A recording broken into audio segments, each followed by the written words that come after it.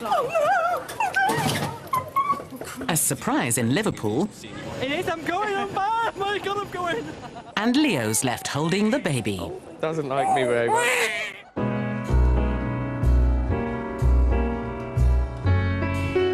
Come fly with me, let's fly away. If you can use some exotic booze, there's a bar in far Bombay. Come fly with me, let's fly away.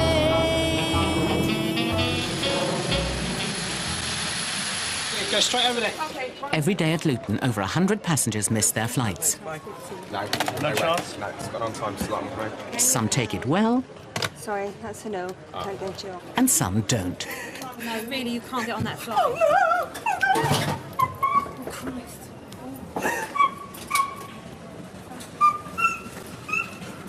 All right. Oh, calm down, calm down. Michelle Saninger has arrived 15 minutes late for the morning flight to Barcelona. I'm interviewing a whole load of teachers What are they on the next and one? at a college, and then I'm going to a university to interview teachers as well. And then I let them down last time because of the September 11th thing. They were all set up for me to see them, and I let them down at the last minute. And I can't let these guys down. They've given up their time for me. They've rescheduled all their classes for me. She's desperate to be allowed on the flight, but it's not looking good. No, 7:20. Please. No, sorry. I can't get on. The flight's on time. Let me just check. Oh, please. I've got my appointments. I've got 20 people waiting to be interviewed by me. Oh, please don't do this to me.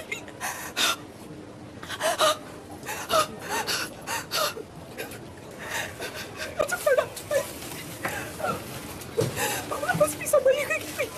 No, there isn't, honestly. Oh, God, what am I going to do? You've got no idea how important it is. Let all these guys. Can you just confirm the Barcelona's on time? Michelle's pleading wins her one last chance. Okay, thank you. Bye-bye. Yeah, it's definitely on time. Oh, please. Let me into the room. But she's out of luck. The next one is at 1:05. That's so good. Got to be there before. What are you going to do? Can you not get me on it? I can't get you on the 7:20 now. It's closed. Oh, God. The next Barcelona flight won't even leave until after Michelle should have arrived. It's not one of her better mornings.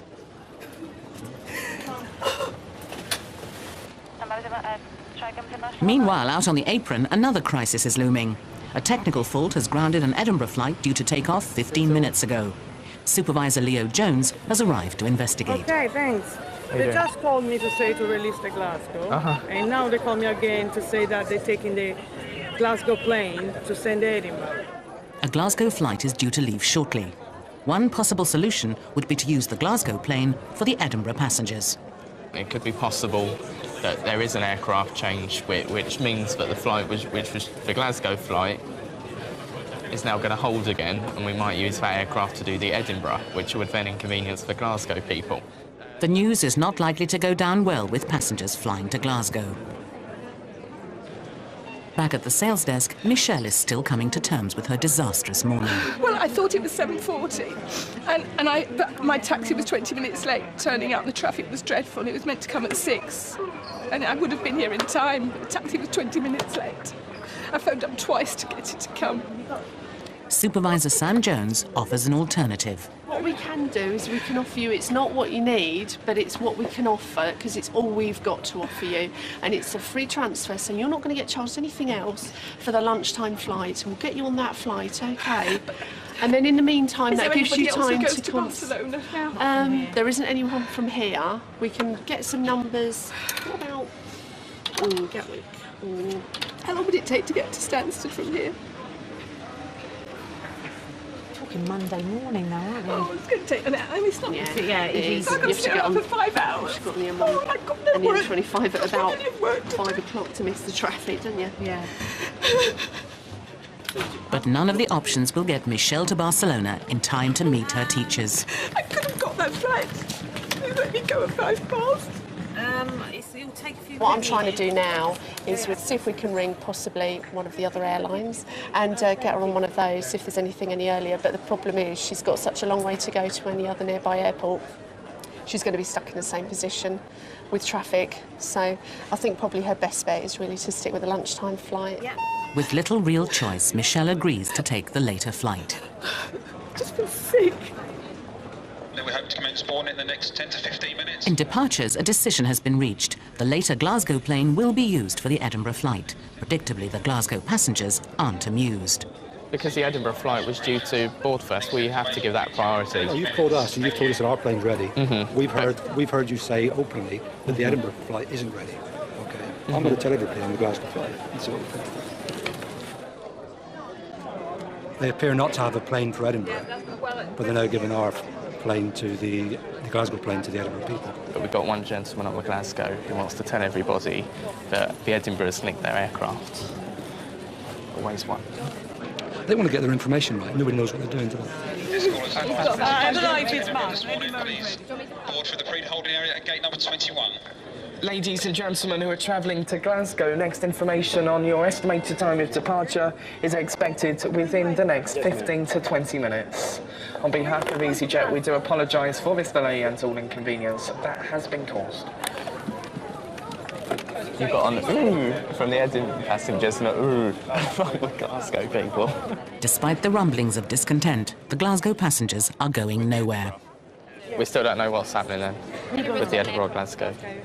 But for the Edinburgh passengers, it looks like good news.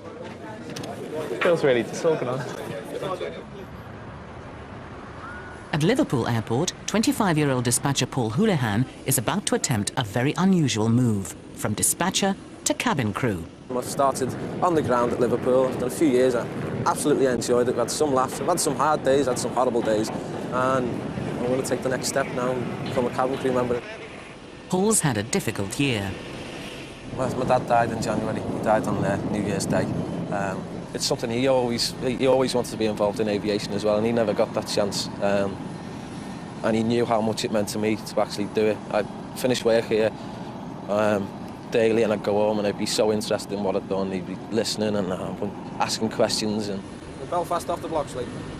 I think it would have been his dream job as well, to be flying around Europe every day. He's with me, and you know he's helping me along. If there's something I'm stuck on, he'll give me the answer, hopefully. If Paul passes, he will become only the second ever dispatcher in Easyjet's history to join cabin crew. That'll be me in a month's time, hopefully.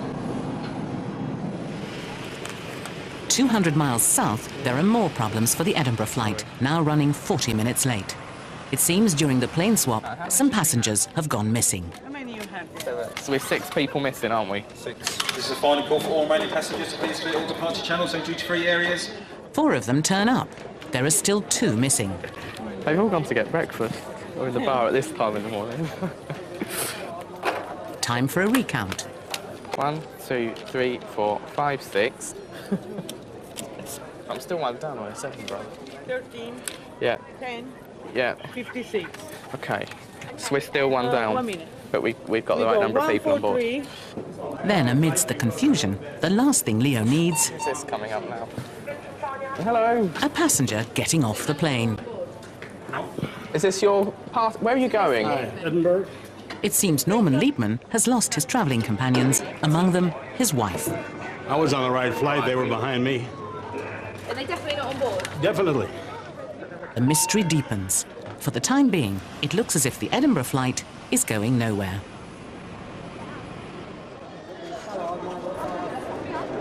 One problem at least has been resolved. Having phoned her teacher, and after a 4-hour wait, Michelle checks in for the Barcelona flight. I missed the earliest flight. Did you? Yeah, I'm coping now. Yeah.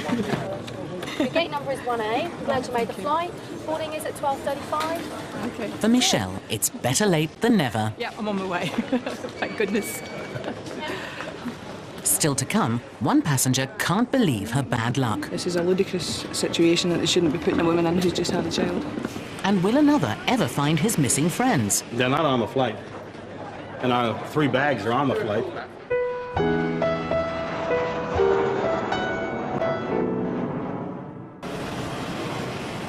The Edinburgh flight has now been stuck on the tarmac for over an hour. Leo's decided the only way to solve the case of the missing passenger is to investigate himself. OK, ladies and gentlemen, our immense apologies for the delay in rectifying this problem. What we need to do now is identify a passenger we have on board who hasn't checked in. Meanwhile, Mr. Liebman is just as confused as Leo. I saved the seat for my wife. There were 2 seats supposedly for my friends. They're not on the flight. And our 3 bags are on the flight. Leo thinks he's cracked it. His wife is on board, wondering where he is. His wife's on board. I don't know, but we need to get you on. We have to run.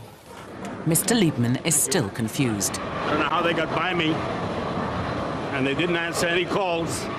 I was sitting in the front row. Don't know how. But Leo's got a theory. See, he kept on disappearing on the aircraft, which kept on mucking up their head count because he was looking for his wife and another person. Mr. Liebman is reunited with his wife. And finally, the Edinburgh flight can take off. It was almost 1.5 hour delayed in total because of him. What a nightmare. Every year, Easyjet receive 4,000 applications for cabin crew positions. Of these, only 350 are successful. At Luton's training centre, dispatcher Paul Houlihan arrives for the start of his training course. The next 4 weeks will decide if Paul is cut out for the job. I am absolutely petrified. I'm a bit nervous. Go overboard. Yeah, very nervous, in fact, very nervous. Fingers crossed, everything's crossed for the next 4 weeks. OK, so I need you to swim a length. All cabin crew must be able to swim in case of an emergency landing on water. The new recruits are put through their paces by trainer Andrew Klein. We do have people that have failed in the past, and you always get one every course that's probably frightened of water, or fear of water, or not particularly strong swimmers. So. The class has been briefed on how to use the life jacket.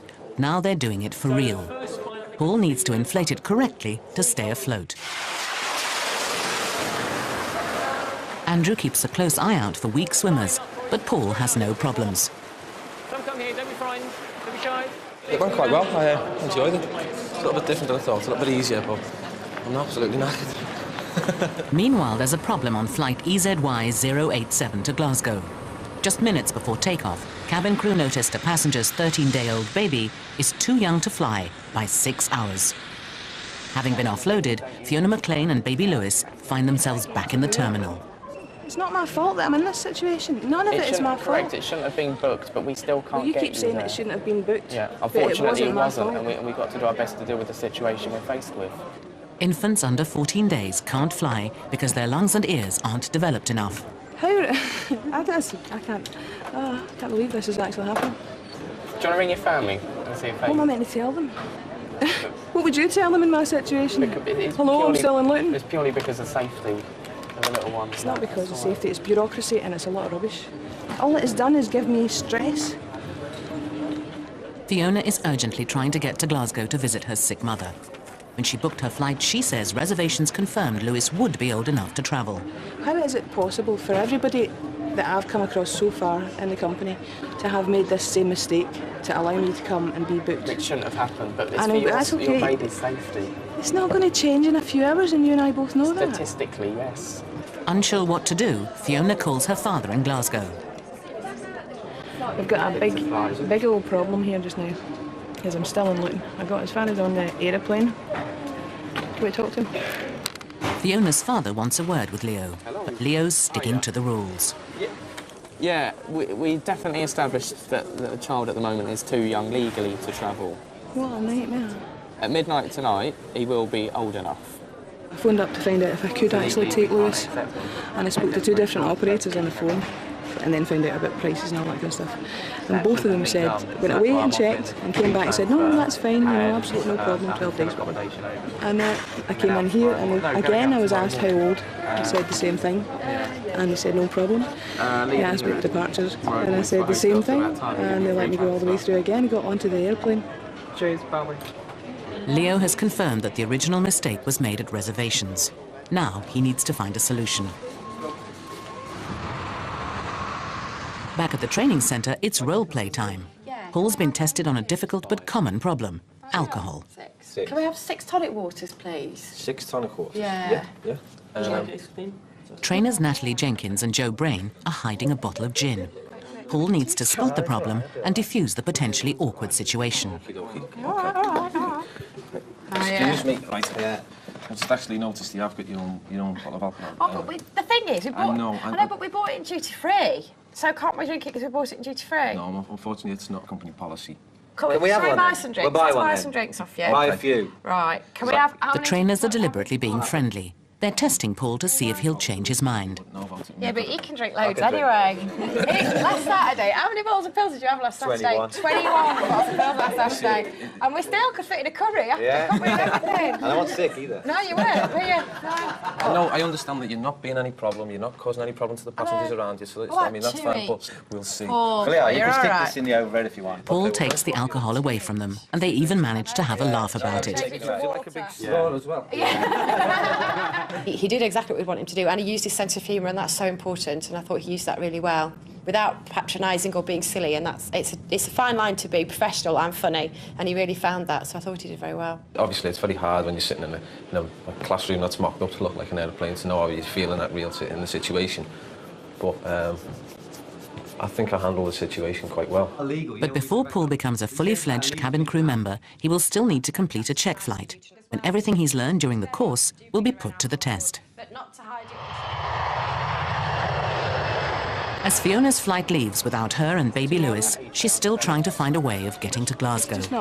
It's not happening, this. Leo suggests taking a train. Glasgow now. My advice to you would be is to try to get. I know you need to be there urgently. Right.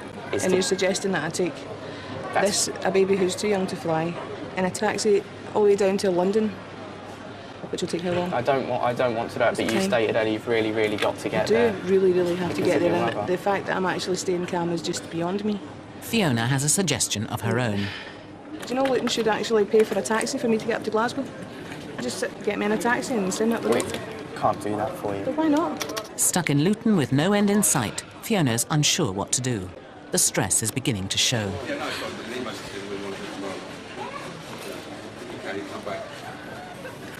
How's your mum? Not good.